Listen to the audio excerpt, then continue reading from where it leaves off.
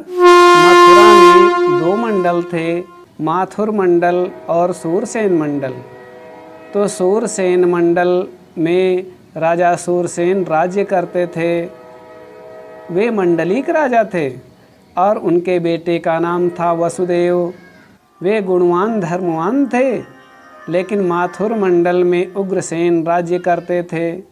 ये उग्रसेन भोजवंशी थे और सूरसेन वृष्णिवंशी थे। तो भोजवंशी उग्रसेन के यहाँ एक नालायक पुत्र हुआ जिसका नाम है कंस।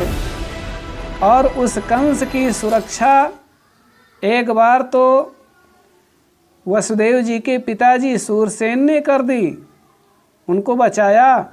इसलिए वह कंस एहसान मानता था। बड़ा हुआ, अपने पिताजी को और चाचा जी को जेल में डाल दिया। सोचा कि अगर ये दोनों रहेंगे तो हमको नया नया कानून बताते रहेंगे और हम युवराज हैं, हम धीरे धीरे राजा बन करके वह समस्त पृथ्वी पर राज्य करेंगे। ये सोच करके अपने पिताजी को जेल में डाल दिया।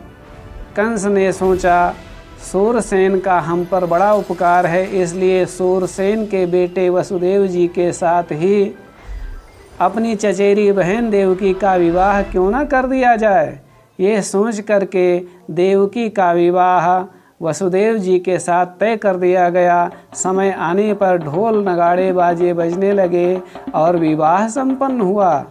लेकिन जब प्रातःकाल कंस अपनी बहन को ले जाने के लिए तैयार हुआ, तब देवताओं से रहा नहीं गया और आकाशवाणी कर दी कि पथि प्रगृहिणम कंस आभास्याः शरीरवाक् अस्यास्त्वामस्तमो गर्भो हन्तायं वहसे बुधा।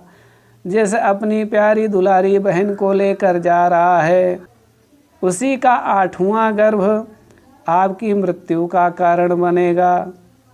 जब यह सुना तो कंस क्रोधित हो गया और उसने तलवार निकाल ली और तलवार निकाल करके अपने बहन के बालों को पकड़ करके खींच कर रथ से उतार दिया।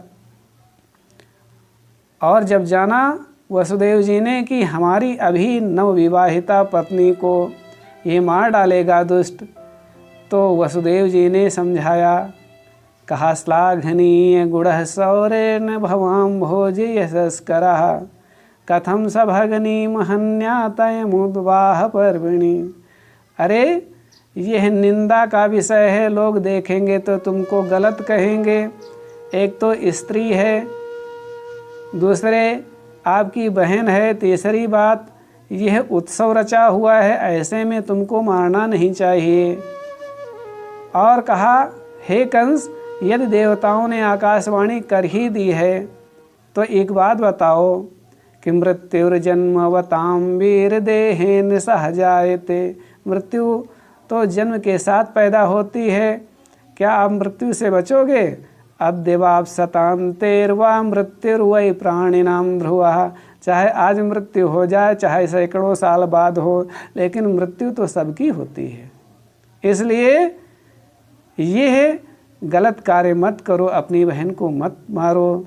रही बात यह तुम्हारे शत्रु को पैदा करेगी, तो जितने पुत्र होंगे मैं आपको देता रहूँगा, मेरा विश्वास कीजिए।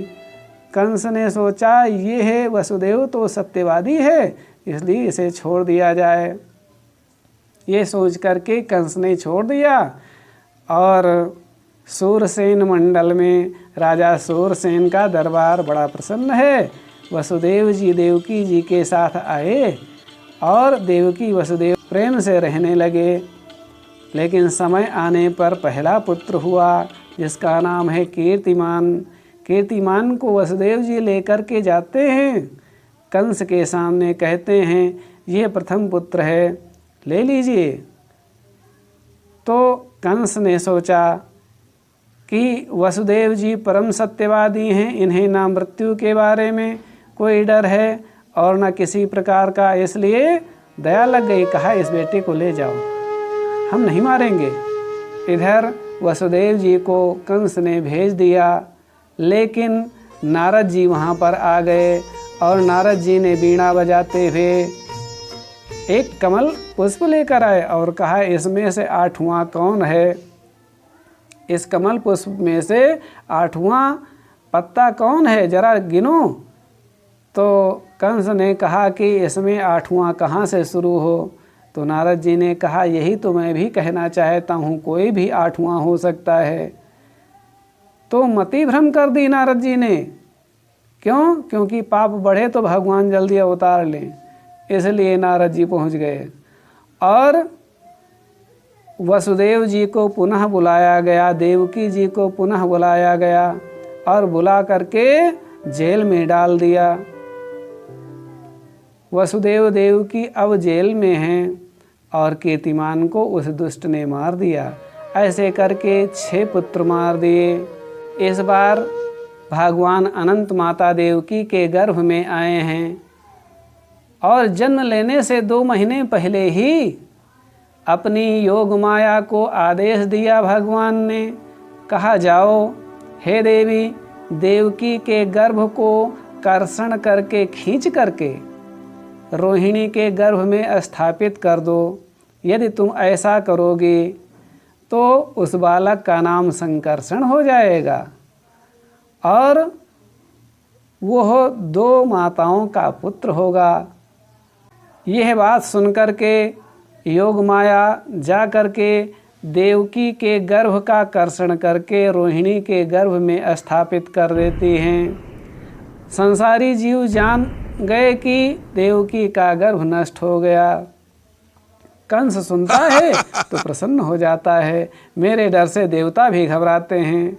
इस तरीके से वह दुष्ट जान न सका।